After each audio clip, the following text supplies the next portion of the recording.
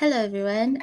Welcome to today's session. It's such a privilege to have you all joining us. So, I'll start with an introduction. So, my name is Philomena Mbura. I'm a data scientist and I'm also a WTM ambassador. So, it's a pleasure to have you all here.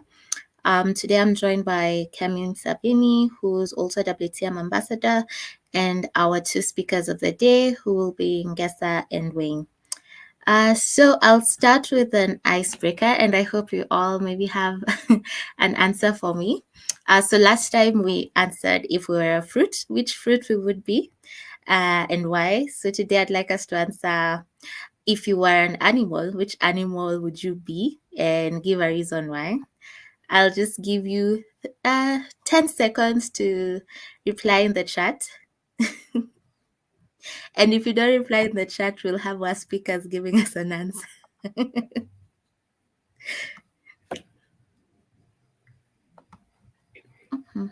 Oh, hi, Lemmy Njaya. Thanks for joining.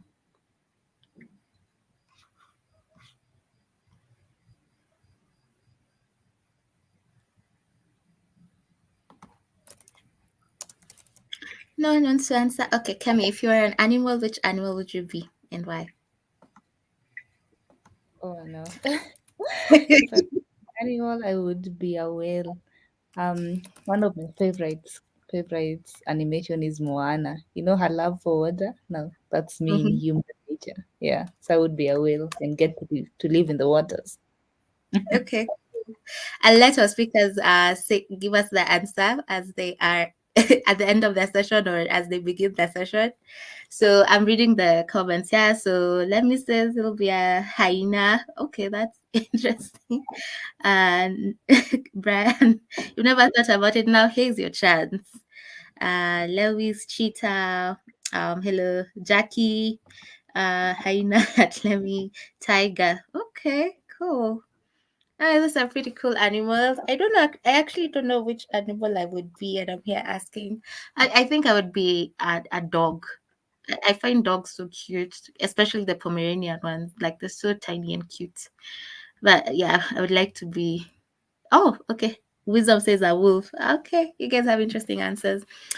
So we'll get right into it now. So today's session will be getting started with Gemini API. So our first speaker will be Ngesa, who's a GDE. So he can start with a brief introduction of himself, and then he can delve into the session. Then will be followed by Wayne, and who's also a GDE, and then he can get into his session. So please ask your questions in the comments so that we can go through them after each speaker session. And we hope you enjoy and you learn from the session.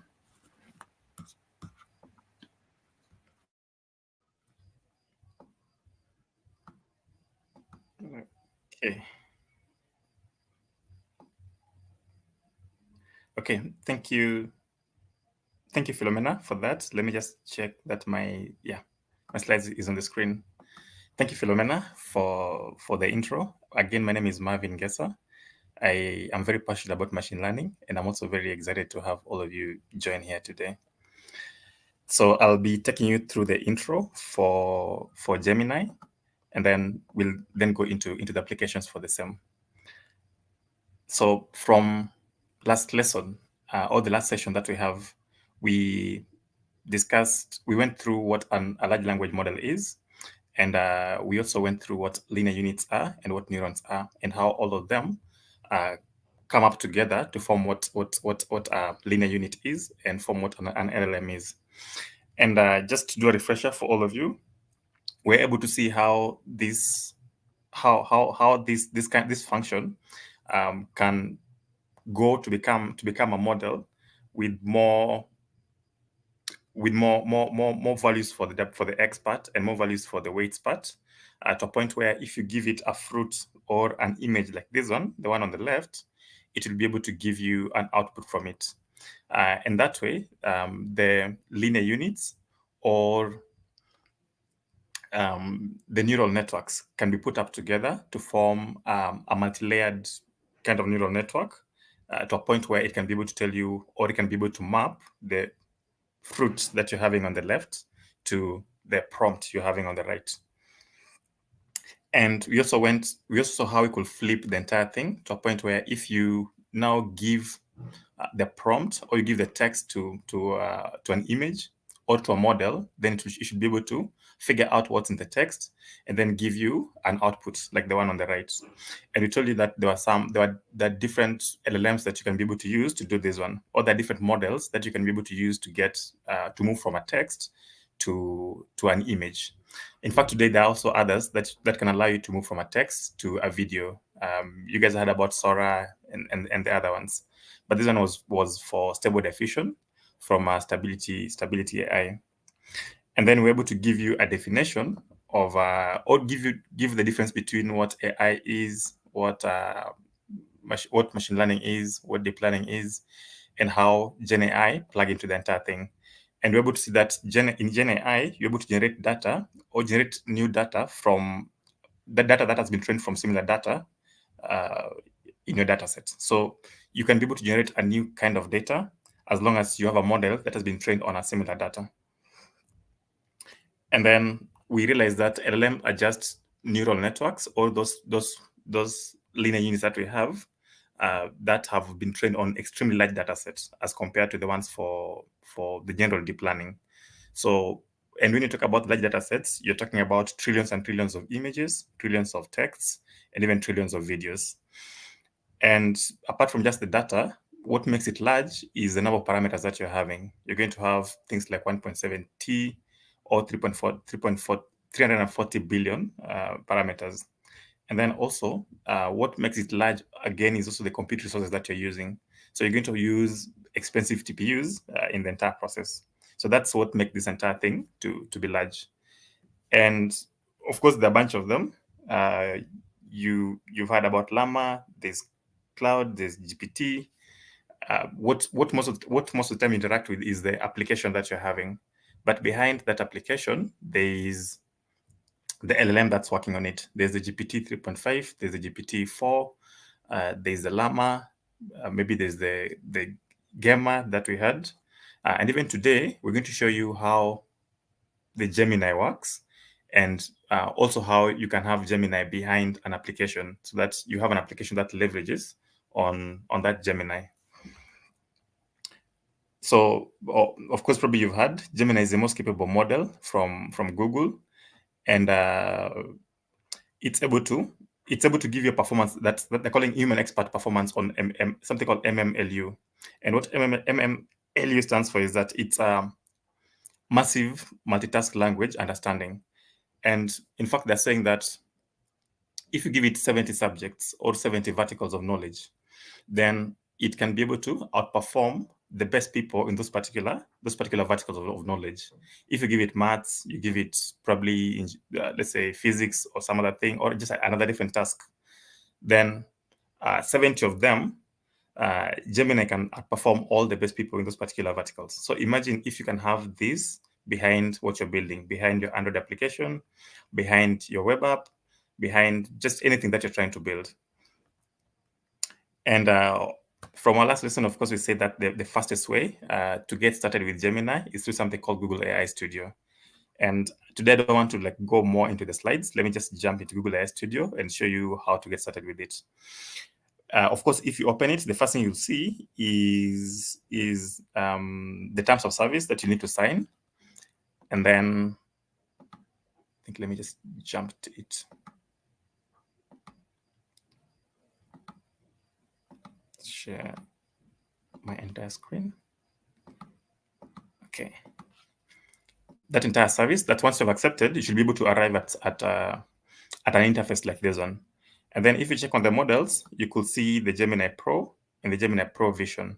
But also, if you want to get this extra one, you can apply for it, and then they give you access to it. So let me just go here. I think this is the main page for Gemini, for Build with Gemini.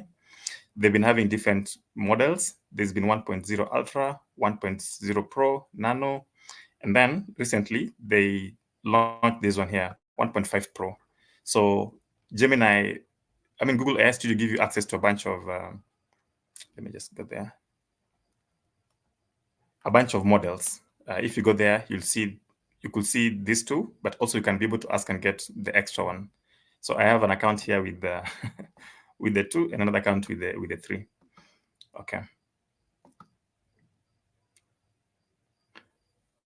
All right. So once you open it, it will give you different interfaces.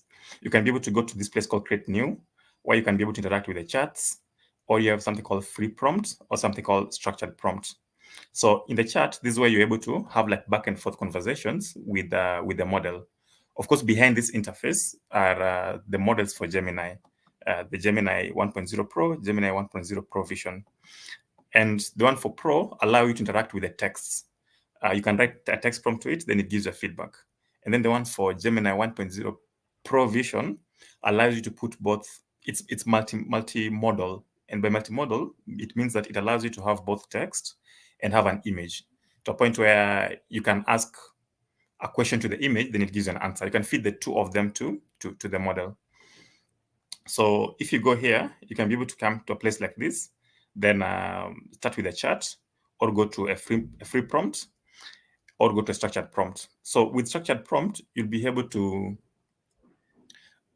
guide the model on how it should give you the answer. So you have examples on how it should give you answers. Then that way, you'll be able to guide it on how you should expect the output from it. But the one for free prompt is just the one that you just write the text and it gives the feedback from it. The normal one, the one almost similar to the one used for ChatGPT. So I have some examples here that I'd try to run. Let me just open it. I hope my internet is good.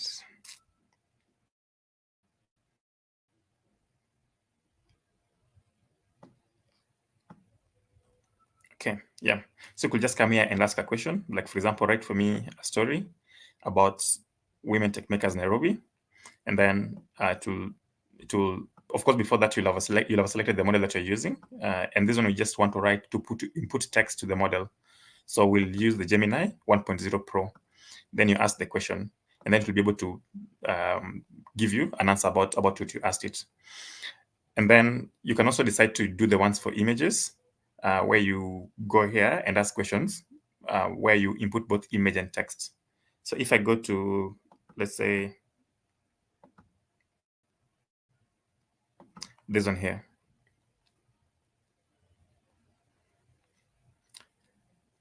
So I was just looking for images online. I got, I think, this one for WTM Nairobi. So you can ask it to tell you more about this photo. Then it will give you more information about the photo. For example, this photo, it says that this is a photo of 5 young women sitting on a chair in a room, and they're all wearing same blue t-shirts and jeans. The women are smiling, looking at the camera, etc., etc. And it says, I think they can see that there's a background with something written, women tech makers. So that's what it gives you. You can also probably go ahead and even ask more questions about it. You just don't necessarily have to like stick to this one particular point. For example, I think, let me open this other one again.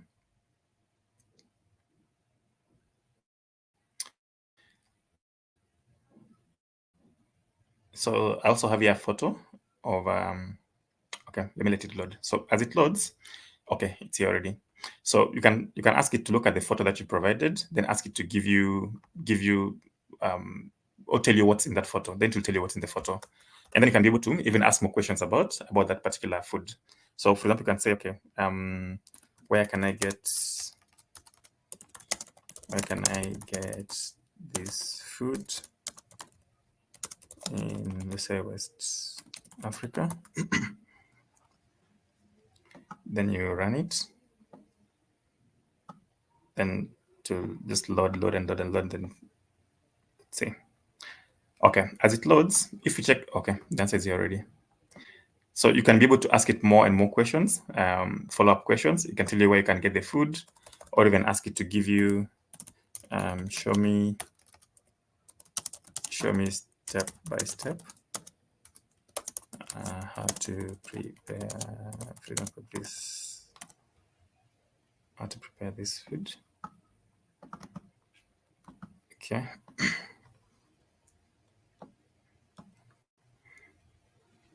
So to be able to think and then give you an answer about the image you provided to it. So it's multimodal, It can take both text and image and then give you an answer to it.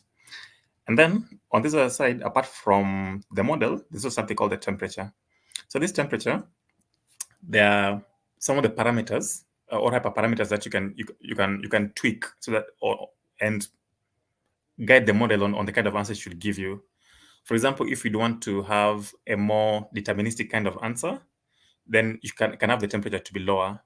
But if you want the model to be more creative and give you like a variety of answers, you can have the temperature to be higher.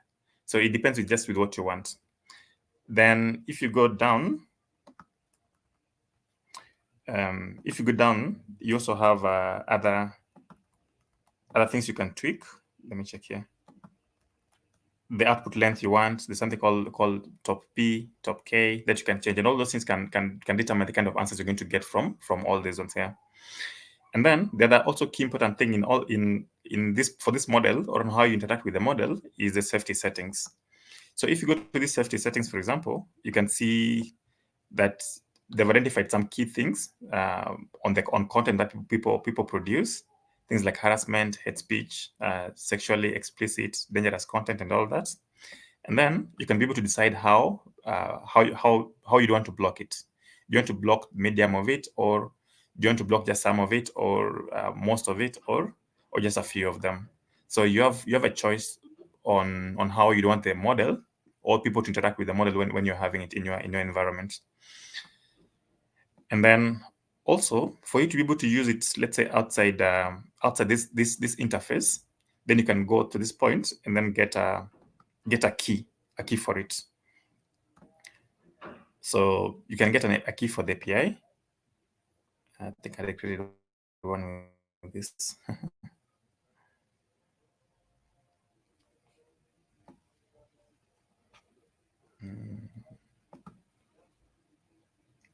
Then we just generate. Okay, let me just generate one.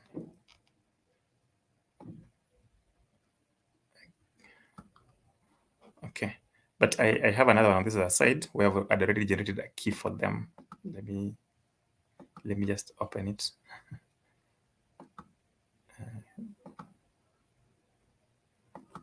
Okay.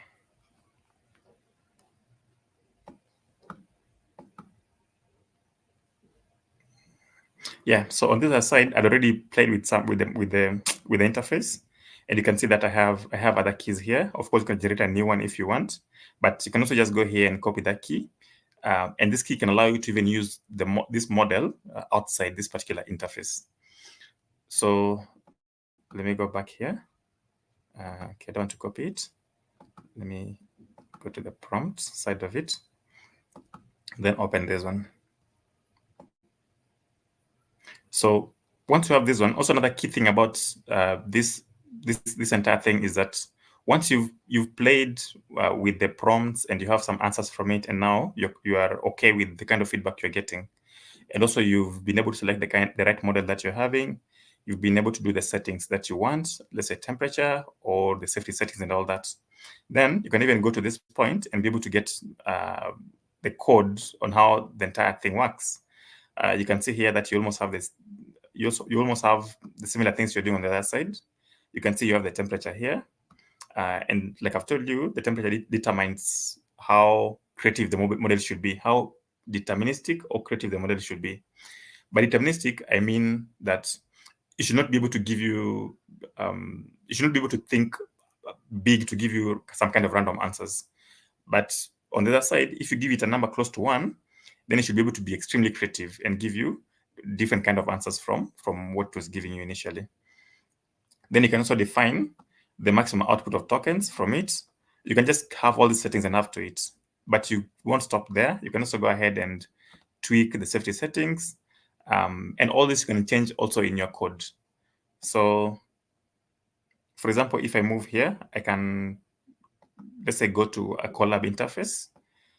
Then now move from Colab from Google AI Studio to Colab. Of course, Google AI Studio is like the first place that you can interact with the model.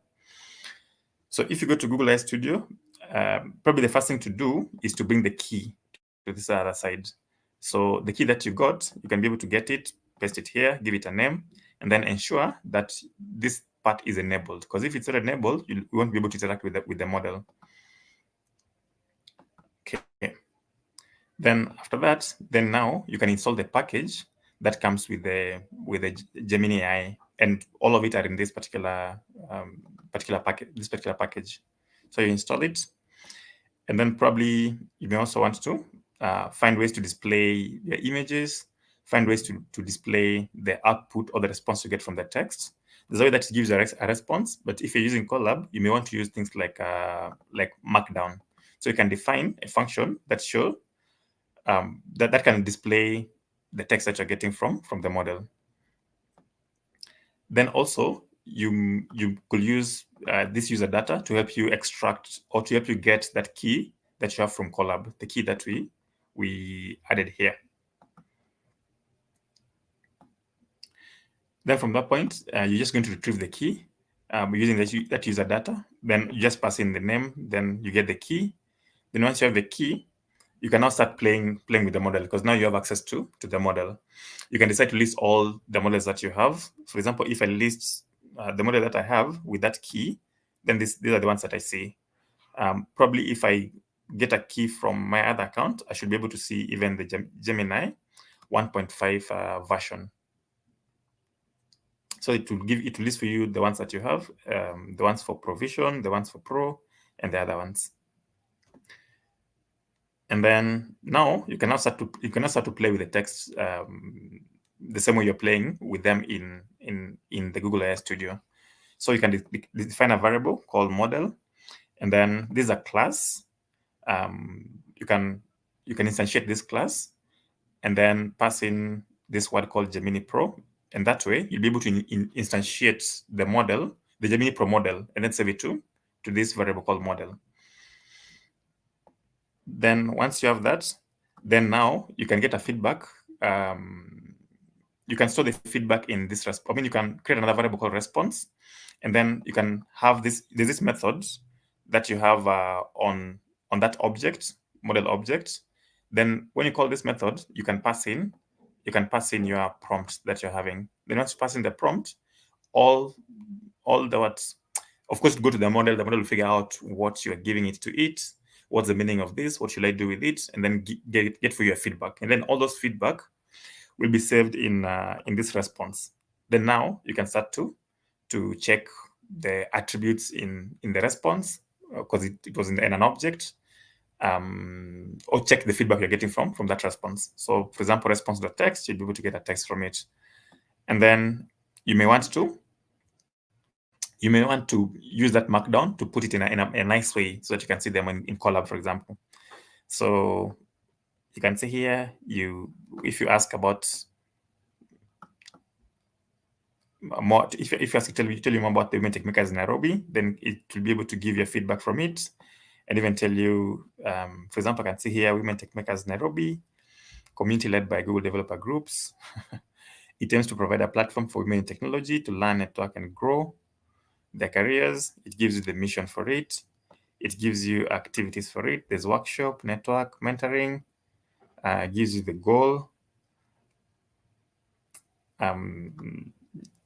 Could tell you probably since it was launched, how many people have been trained. I'm not sure how true this is, but it can give you some answers from it, from what you're giving it to it. I can see social media account here already, the one for this. I believe those are the correct ones.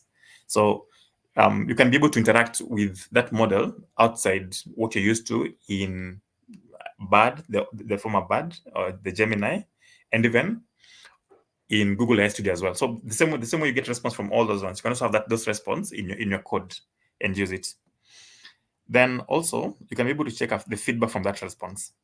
If you call prompt feedback from that response, then you can be able to check on what does the model think about what's the probability of, let's say, harm category, or what's the probability of hate speech, probability of harassment. So tell you if it's negligible, or if it's more than what's supposed to give you.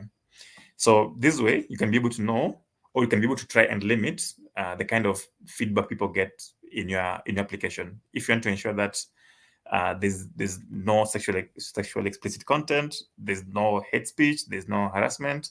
You have an option to be able to tweak the probability on how this response can come from the feedback it's giving you. And then if you check on Gemini, the way it gives you feedback, or bad the way it gives you feedback, you realize that it doesn't just give you one answer. It can give you more than one answer. It gives you, I think, 3 of them. And the same thing, you can also have it here in code, where you can call, I think it's an attribute, candidate's attribute on response. Then it can give you different ones. So I think they want to enable people to define how many responses you can get from the model itself. Though right now it's like they're just limiting you to just one of it. So if I go, for example, down here, there's a place for settings. Yeah, here, this one. If I go to configuration, you can configure the candidate that you're having. But today, they only allow you to have one candidate on it. But maybe at some point, you should be able to add like 3 or 4 or whatever number of candidates you have. And that way, you should be able to have even more than one answer from what you're having. Okay. Let me just go down. So this has been just the Gemini Pro. Apart from Gemini Pro, the same way you're interacting with the Pro Vision, you can also interact with it as well on Colab or in your application. So I think probably before I do this, let me just show you how you can also have this on VS Code, just the one for Gemini Pro. So I have a similar thing here for the demo, where you can come and then put your API key you can put it there on the .m file. And then the same way you load your APIs, that's the same way you come here and load the APIs, and then you can configure the key, and then you can do the configuration for the temperature, for the top P, top K, and even the number of outputs you may need from the model. And then you can also define the safety settings, the category, the thresholds, how much you'll block, so that you'll have a probability in the kind of answer it gives you on the harassment or on hate speech or on sexual explicit content. Then at the end of it, you can now create your variable, the model variable, and then instantiate this class, of course, by passing this text to the model. I think it's what, by passing this text to the model, then it will be able to instantiate the model and save it to this variable here.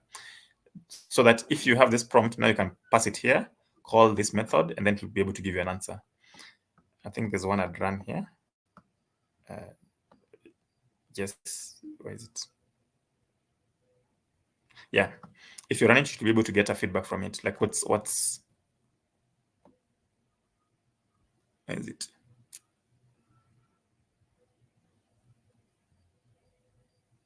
Like, for example, what is Catholic University of East Africa? Then on your VS Code, it will be able to pick the question you're asking it, understand the question, then send it to the model. Then the model will figure out how to give you an answer from it. So it will tell you, for example, Catholic CUEA stands for Catholic University of Eastern Africa. It's a private Catholic university located in Nairobi, Kenya. The date it was founded.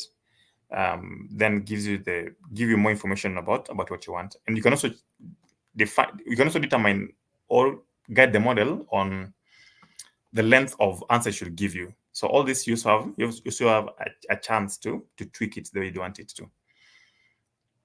Okay, so that's on the Gemini Pro. You can also use Gemini Pro Vision, where you can provide both text and image, and then have the model generates for you an answer from it. So I want to use this library called Pillow Library to help me manage the images I want to give it to it. And then I have an image somewhere here for self-driving car for Waymo. And then I'm just downloading the image and displaying it. So I have it here, and of course, all the things for image are stored in this image. So the entire image, it's stored in this particular variable called image. And then now I can be able to do the same thing, instantiate the model, save it in this variable called model, and then pass in that image on this method called generate content. Then I can I can convert the response I'm getting to Markdown. Of course, the response to the text that I'm getting to Markdown, then I'll be able to get an answer from it. Then I can even go beyond that to get more answer from it. I can ask even way more questions, the same way you ask questions in other interfaces for LLMs. Then they give you answer to it. Okay. Then beyond that, of course, you can do chat with it, where in chat you're able to have history. You can see here you can pass in a history here. You have a list here where you can pass the history of the past conversations. But if you don't have any, if there's no history, you can just leave it empty. And then now you can send message to it, then get a feedback from it, get the chat history. The same way, you can also do the same on Google AI Studio. Let me see. You can also count the number of tokens you're having. For example, in this word here, you can just ask the model, how many tokens do I have? Then it gives the answer to it. You can check the tokens that you have in a chat session, not just in a particular statement. Then it will give you the number of tokens. For example, here you have like 287 of them. And then also you can be able to use you can also be able to use embeddings. There's an embedding model or guide that Google gave. I'll share this link where you can go and check how to use the embedding. And you can use the same on your Colab to be able to convert text, for example, like this one, or a statement like this one into numbers. So embedding ideally allow you to convert words or statements into vectors or into numbers, because at the end of it, you don't want to use numbers when you're training your model. So there's this embedding. I think this is like the one that they have, embedding 001, that you can be able to use to convert content like this one or a statement like this one into numbers. And you don't just convert like a statement like this one. You can also convert a bunch of them. For example, if you have this statement and this one, all of them, you can be able to get embeddings from it.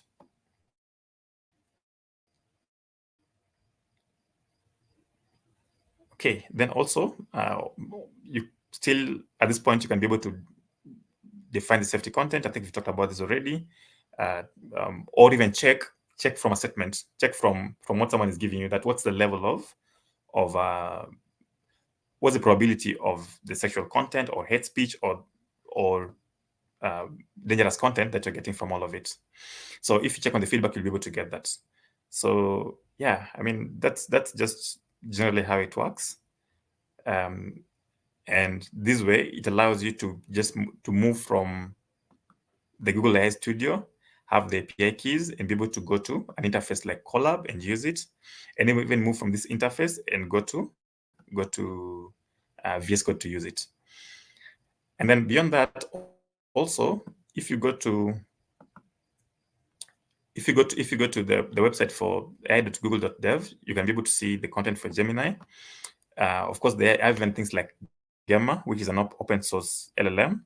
This one is not open source though, but if you go deep into it, it already has integrations to a bunch of tools.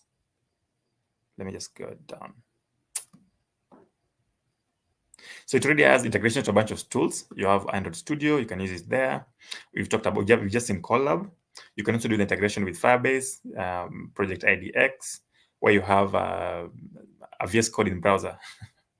And then apart from that, it also has, you can also do integrations with things like ChromaDB. If you want to store your vector, if you want to have like a vector database and store all those vectors into that vector database, you can integrate with ChromaDB.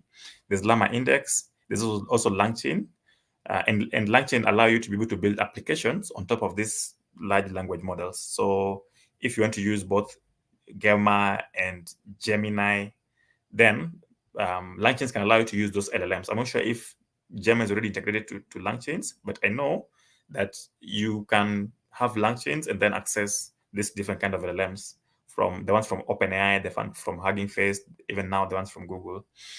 And then That means that you can also be able to have things like loaders, where you can be able to load your document on top of the LLM, or even split content from that document, because maybe you may not have enough things to put. You might have like a small token length that you put onto the LLM, but LangChains can allow you to be able to get all those contents, split them into different groups or splitters, then save them in ChromaDB. So it has all these integrations. Okay, yeah. So I think I'd want to stop there and probably take questions.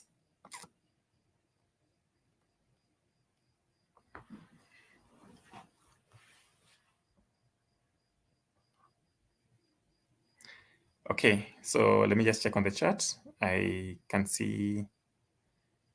Let me see. Okay, I'm just checking the questions in the chat. What I've known is there will be a sea animal, a cat.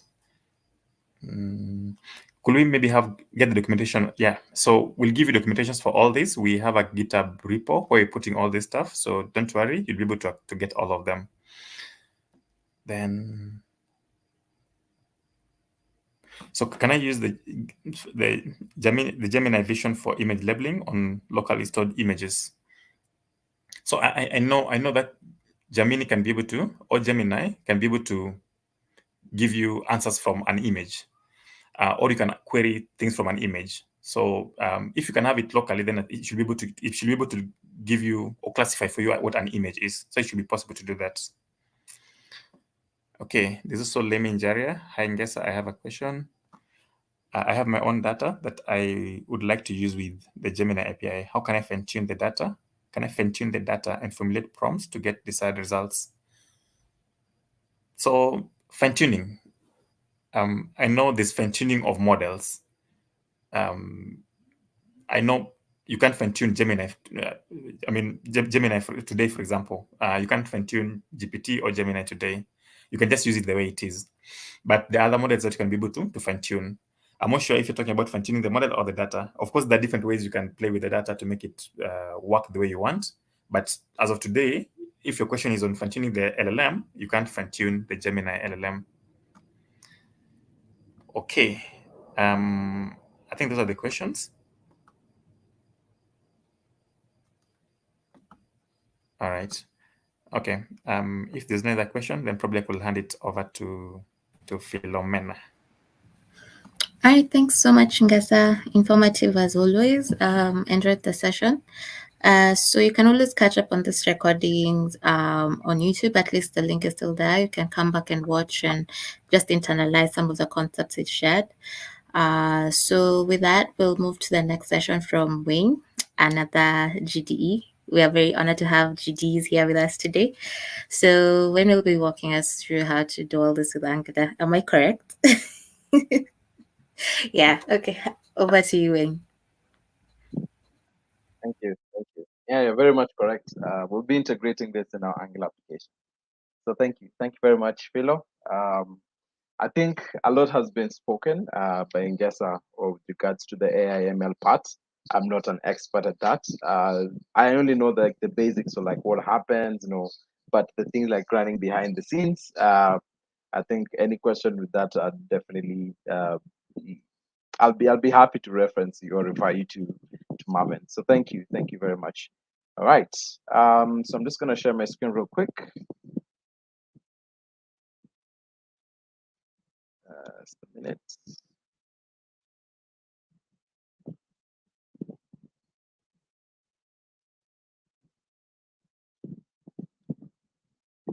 Okay. I think you can all see my screen clearly. All right. Yes. Great. Thank you. Thank you very much. All right. So as I mentioned, a lot has already been spoken with regards to what you can do with Gemini. For me, in this particular time in this session, I'm going to be talking about how can you be able to integrate it with Angular. But before I even start with this session, I'd like first of all to implore you to always first of all check on the documentation on how to use Gemini with the web, because I believe that there's so much there's so much to be want to read so that they can be able to understand how does Gemini work, for example, with the web. Because right now you've been shown how it works on AI Studio, how it works with Jupyter Notebooks or Collabs. But with this case, is for the web. It's a bit different, of course, because there are a bit of integrations, a couple of packages to install, for example, if you're working with Angular. And this session is just going to be about how can you integrate it in your web application. And in this case, we'll be focusing on Angular. So Gemini AI for developers. So I think all of you have already seen the announcement that was done by Google with regards to Gemini AI. And the beauty of all this is that they've opened up the API for use and it's free, right? And that means that you can be able to have access to API keys and to use in your projects, right? It doesn't have to be an Angular application, by the way. It could be just a bare bone application, maybe if it's just in basic HTML, CSS, and JavaScript. Again, all this is in the documentation, which I'll also have a link with regards to that in the slides. So this is something that was announced, and I think this is a conversation that I was having earlier with the team backstage. That what happens when it's no longer free? Like, is it going to be built the same way they're building Google projects and Google Cloud projects, and all that? But we hope that at least in the long run, these API keys will be free for use, especially for developers who are interested in integrating AI into the application. So how do I get the API key? Marvin has already shown you on how to get it, but in case you want the link, just type in ai.google.dev /, and then you'll be able to obtain your API key. Again, Marvin has shown you this. When you go onto the AI Studio, you're going to see the Get API Key tab on the top left. Just click on that, and you're going to be able to generate your API key. And one of the most important thing you always told, like especially sensitive data such as API keys, it's very important to have them in a very secure place. So I'm just going to go straight into how you're going to do that. So for those who are conversant with Angular, we'll just go right straight into creating our Angular application. And most of you have seen this command, ng new Google Gemini Pro AI project. This is just a way of creating a new Angular application for those who are new to this. And I think if you're using version 17 and above, you are going to notice that the app is going to be created as a standalone application.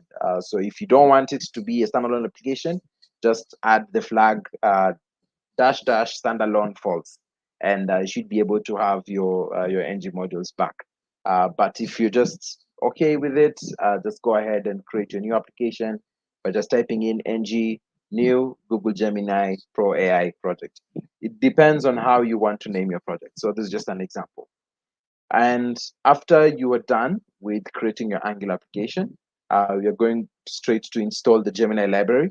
And of course, it's already up on NPM, so you can always find in the NPM or the NPM platform. So just type in NPM install at Google / generative AI. This is going to install all the necessary packages that are required for generative for Gen AI or Gemini AI. So for you to be able to ensure that you've installed the correct things, just check your package.json file in your Angular application to ensure that you have the at Google / generative AI installed, and you should be able to go on from there. And now we've created our Angular application. We have installed the packages that are necessary for our Angular application to be able to use Gen AI.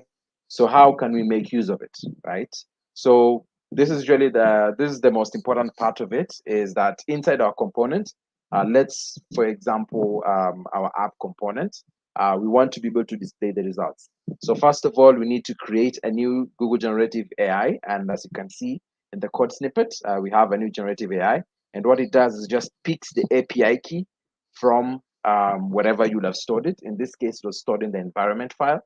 And what this does is it just prepares the environment for you to be able to tap into the power of Gen AI with the Gemini AI.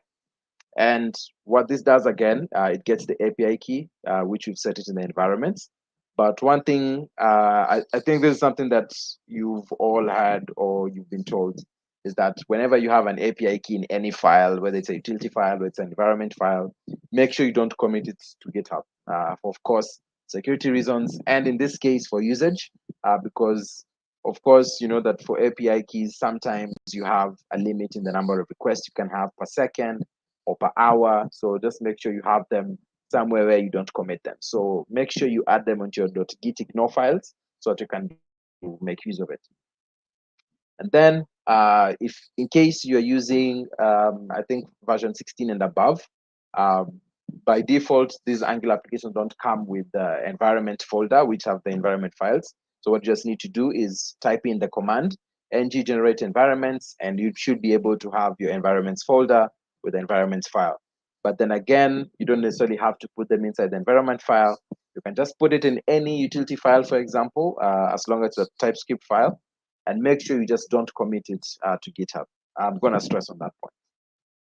Yes. So moving on, after that, we then have to choose the model that we're going to use.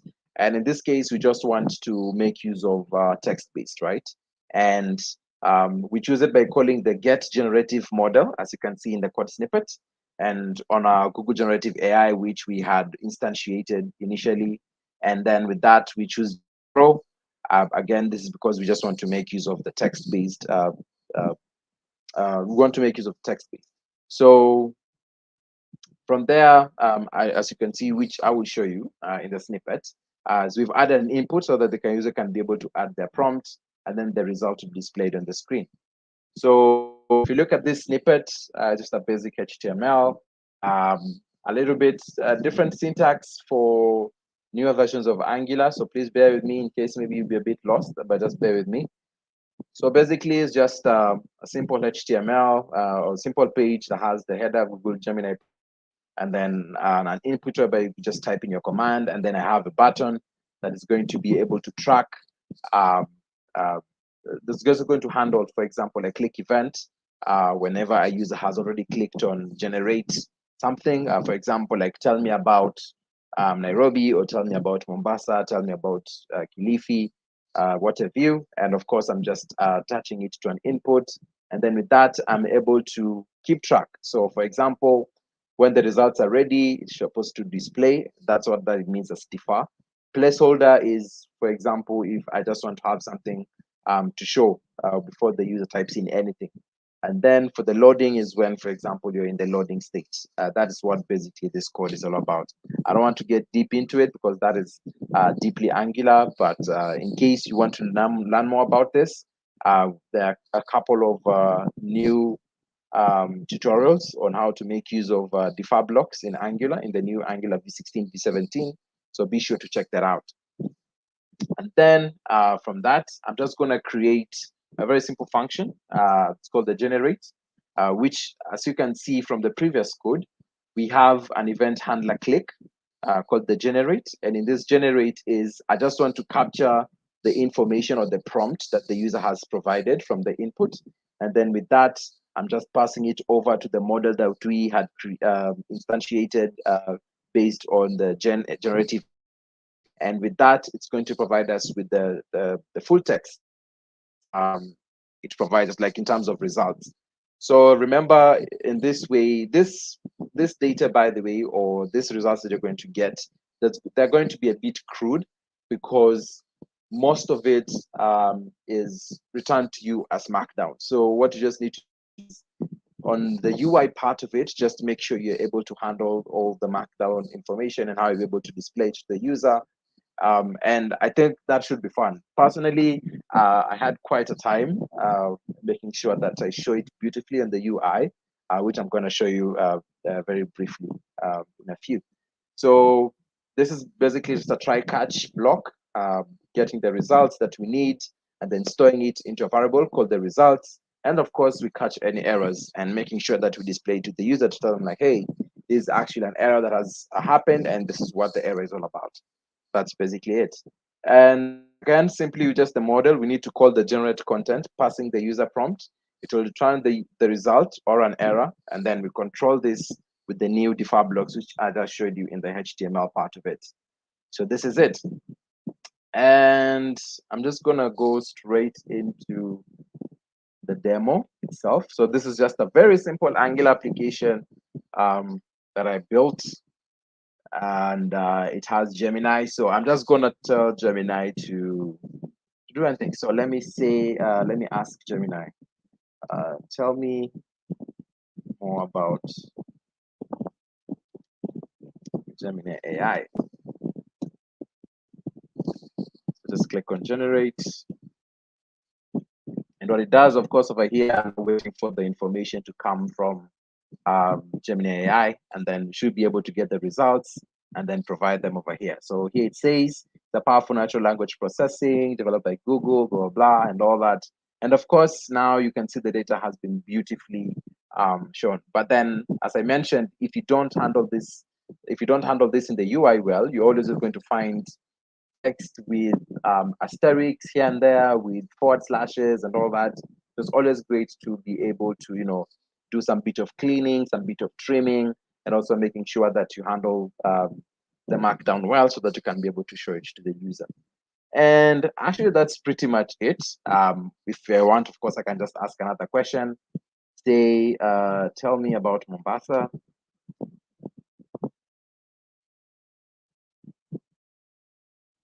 Of course, I wait for the results.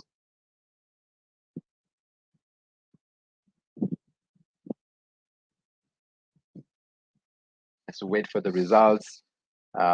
This is not on our end. This is from Gemini's end because it needs to provide you with very accurate data. So it has to go search all the way and be able to provide you the information. So it tells you now about Mombasa. It tells you the history of Mombasa, the geography, demographics, all of them, making sure that they're properly aligned, and so that the user can see it like, oh, actually, this is a really nice chatbot for us to be able to know more about, whatever, whether it's Mombasa, whether it's in Nairobi, it's about food, right? I'm going to ask another question.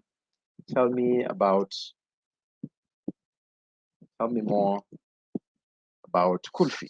Right? This is, I think it's a cuisine. I really love it because it's just really, really good. So if you're in Mombasa, or if you know anyone who has a place where you can get this cuisine, please do. So kulfi is traditional Indian frozen dessert made from condensed milk and flavored with various spices, herbs, and fruits, blah, blah, and all that. So this is just to show you that, I can still be able to store the history of whatever I've gotten from Gemini, and I should be able to still show it in the UI for the user to be able to just keep track of, in terms of me. And again, it depends on whatever designs you have, design choice that you'll have. In this case, I just went for the simple one because I didn't want to make it too complex. But I'm going to show you one by a fellow Google developer expert for Angular. And he did for both text, for video, and also as well as, I think, for voice and video. So let me just load it up. I can show you. Yeah, his name is Gerard. As you can see over here, he has this, of course, the Gemini for chat. If you want for images, it's also there. And also if you want for text, for images, all this is all there. And again, this is something that you can always play around with regards to Gemini AI. So what you just need to do is, again, just go over to the documentation and read. See, for example, how to implement one for, let's say, images, for voice, and all that. So I think that's pretty much it. I've also attached a few resources in case you'd like to do some bit more reading. I have a resource on the documentation itself for Google AI Studio, the Google AI Studio itself, and then also an article by Gerard Sands, which I personally have learned a lot from him, because it has really shown me how to, enhance or tap into these powers of this Gen AI. So yeah, and in case you want to get started with Angular, I also have a slide for that. Just go through some bit of kind of like a crash course on how to get started with Angular, and then there, I think you should be good to go. Yeah, with that, thank you very much, and I hope this was a helpful session for you, and I hope that you get to be able to start off building those projects, your web projects with Gemini AI. Thank you. Thanks a lot, Wayne. That was a really great session. I think you really simplified things very well for the attendees, and it's my hope that you'll come back to this video and just go through what has been shared, get to internalize some of the things that have been shared. Practice makes perfect. You're gonna learn along the way. There's a question: will these videos be posted on the page after the session? Nigerian Candidate. Yeah, so this is happening live, and also you'll just come back to the same link and watch the video again because it's going to stay there on YouTube. So feel free to just use the same link to join and watch the video again. Yeah, so we have come to the end of today's session. We have noticed also that to the speakers, you've not told us which animal you want to be, but it's okay. We'll ask you next time. Yeah, so I can thanks a say lot. mine. Yeah. Okay, yes.